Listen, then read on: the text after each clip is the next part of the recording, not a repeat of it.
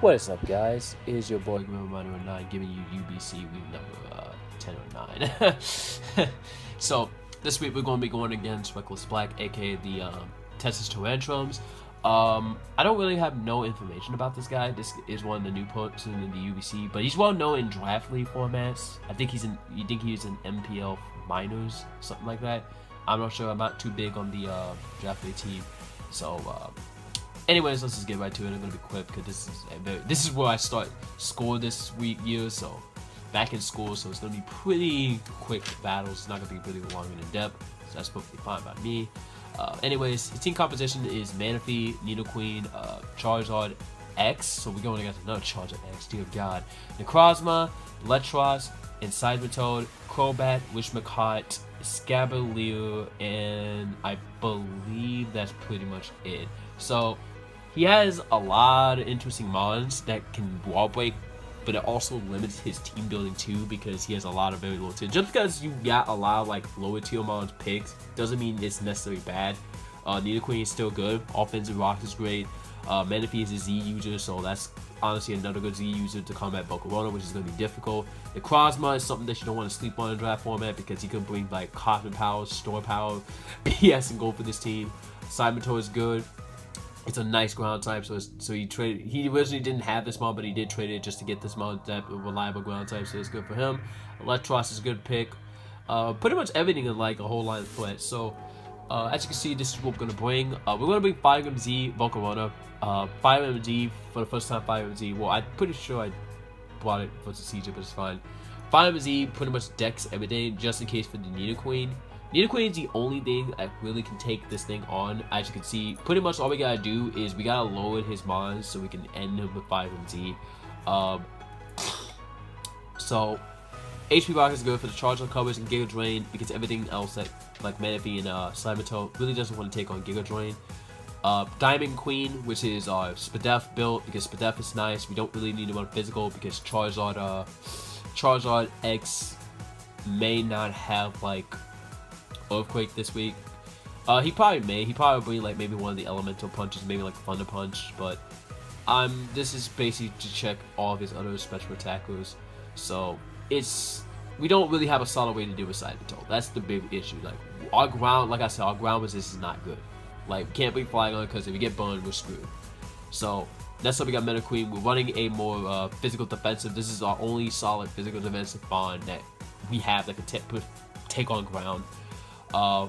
Venusaur is not a good option either because Charizard X and then Manaphy sets up and destroys shit. Scizor with U-turn, it basically just, this is all going to be on default with the team. It basically just takes most of the physical hits and try to weaken them so Volcarona and Mimikyu can set up. We have Gatefish, which does the exact same shit. It's not going to do any good. It's a good Charizard check with Toxic, Scald, and then fucking Spadef, Rocky Helmet just in case so Charizard can hit himself. We're just going to make sure that Charizard takes as much damage as possible, which is probably fine. So, we got Halloween, which we're running Spooky Plate because we want to boost our Ghost Stab because he doesn't really have a lot of Ghost Resist. He barely has no Ghost Resist looking back. Yeah, he has no fucking Ghost Resist, so Ghost Catch can really be a number on his team. But Mimikyu is nice for this situation. We're running Jolly just to get as much speed as possible to outspeed everything else. Shadow Claw is good. Basically, it's the same set. You set up SD and then just sweep. Except we just have Spooky Plate, which boosts our Ghost Stab since he doesn't have that Ghost Resist. And then finally, we got Cold Steel, which we haven't been using Apollyon, which is Shuckerberry, Knockoff, Scald, Toxic, and Roar. Because we're running default with Scizor, Toxic is nice for switches, Knockoff is good for knocking off items, Scald, and then Roar just in case they decide to set up in front of us and we can actually take a hit.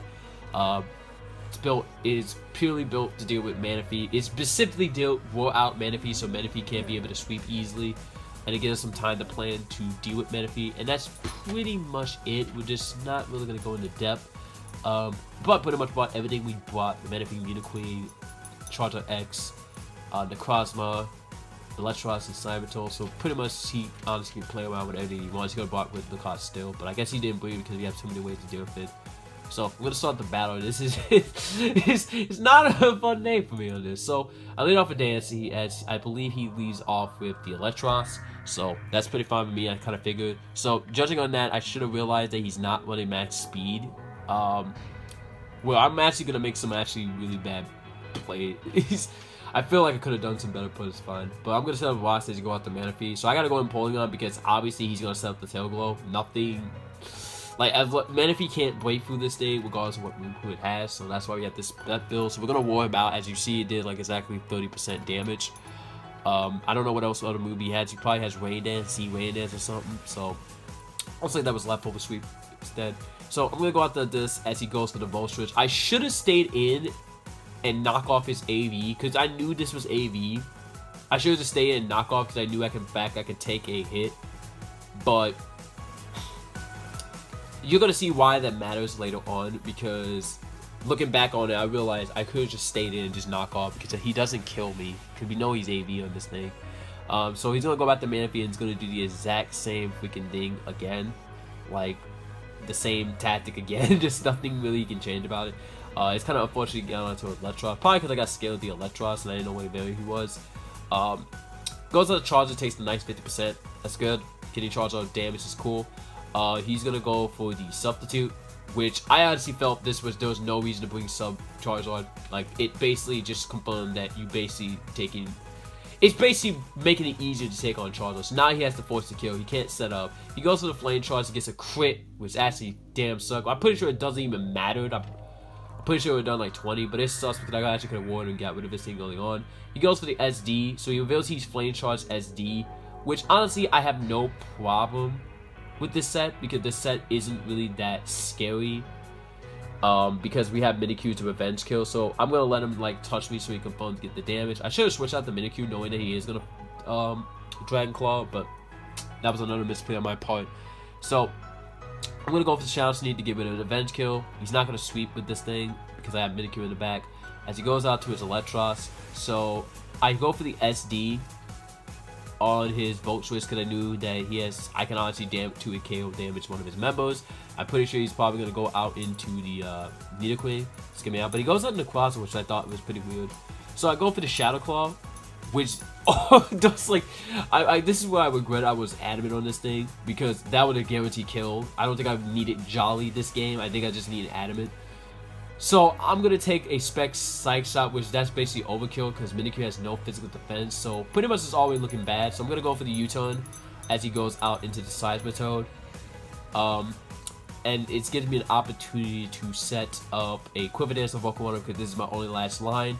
I can actually go for this team if I actually do it correctly. He does go for the Earthquake, which does exactly 50. And I knew for a fact if he has Earthquake, that means he has nothing to take on Volcarona.